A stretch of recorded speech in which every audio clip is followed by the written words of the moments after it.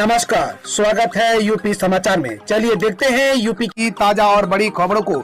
इससे पहले आप यूपी के किस जिले से न्यूज को देख रहे हैं, हमें कमेंट बॉक्स में जरूर बताएं। साथ ही डेली खबरों से अपडेट रहने के लिए चैनल को सब्सक्राइब कर बेल आइकन को दबाना बिल्कुल ना भूलें। यूपी में बनेंगे 17 और हवाई अड्डे, कुशीनगर में बोले ज्योतिरादित्य सिंधिया।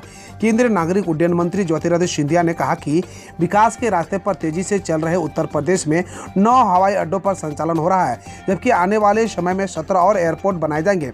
कुशीनगर में अंतर्राष्ट्रीय हवाई अड्डे के लोकार्पण के मौके पर सिंधिया ने बुधवार को कहा कि आज विकास की जिस गति से उत्तर प्रदेश आगे बढ़ रहा है वह हाल देश का भी है। उन्होंने कहा कि प्रधानमंत्री नरेंद्र मोदी ने संयुक्त राष्ट्र की एक सभा में कहा था कि जब दुनिया के कई देश युद्ध के लिए तैयार रहते हैं, वही भारत भगवान बुद्ध के बताए गए अहिंसा के मार्ग पर दुनिया को चलने की प्रेरणा देता है।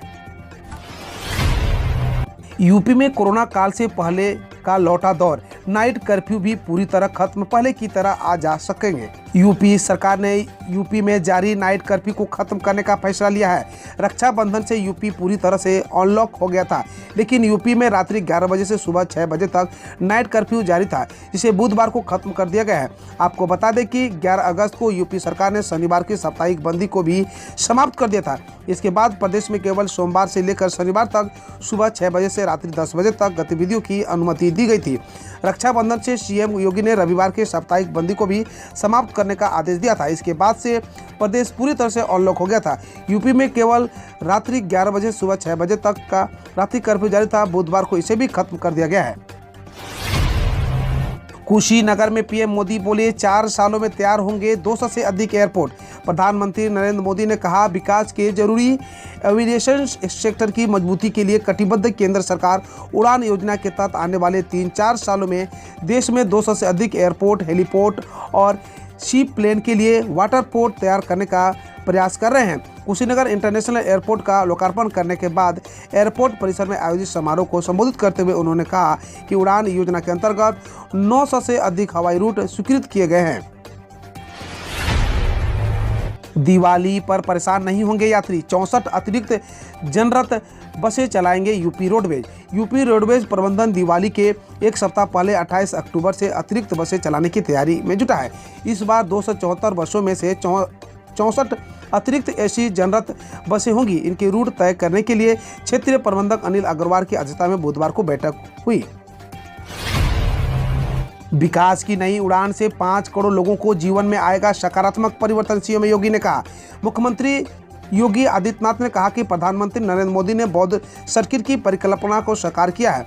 कुशीनगर इंटरनेशनल एयरपोर्ट के उद्घाटन समारोह को संबोधित करते हुए सीएम योगी ने बुधवार को कहा कि वह यूपी का सौभाग्य है कि भगवान बुद्ध से जुड़े सर्वाधिक स्थल यूपी में है। भगवान बुद्ध की राजधानी कपिलवस्तु, ज्ञानोपदेश का केंद्र सारनाथ, जहां उन्होंने चातुर्मास व्यतीत किया था, श्रावस्ती जहां उन्होंने कथा श्रवण कराया, वह कौशाम्बी, शंकिसा और उनकी महापरिनिर्वाण स्थली कुशीनगर, ये सब इसी प्रदेश में है। इन स्थलों के विकास के लिए प्रधानमंत्री नरेंद्र मोदी की कटिबद्धता का प्रदेश आभारी है।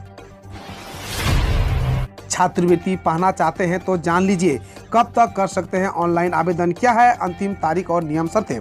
समाज कल्याण विभाग ने कक्षा 11 और 12 के स्नातकोत्तर कक्षाओं के अलावा मेडिकल, इंजीनियरिंग, मैनेजमेंट, नर्सिंग जैसे अन्य व्यावसायिक पाठ्यक्रमों के करीब और जरूरतमंद छात्र छात्राओं के लिए छात्रवृत्ति और फीस भरपाई के लिए ऑनलाइन आवेदन करने की समय सीमा बढ़ा दी है। इन कक्षाओं और पाठ्यक्रमों में नए दाखिले लेने वाले अगली कक्षाओं में प्रवेश पाने वाले यह छात्राएं 21 अक्टूबर के बजाय 25 अक्टूबर तक ऑनलाइन आवेदन कर सकेंगे।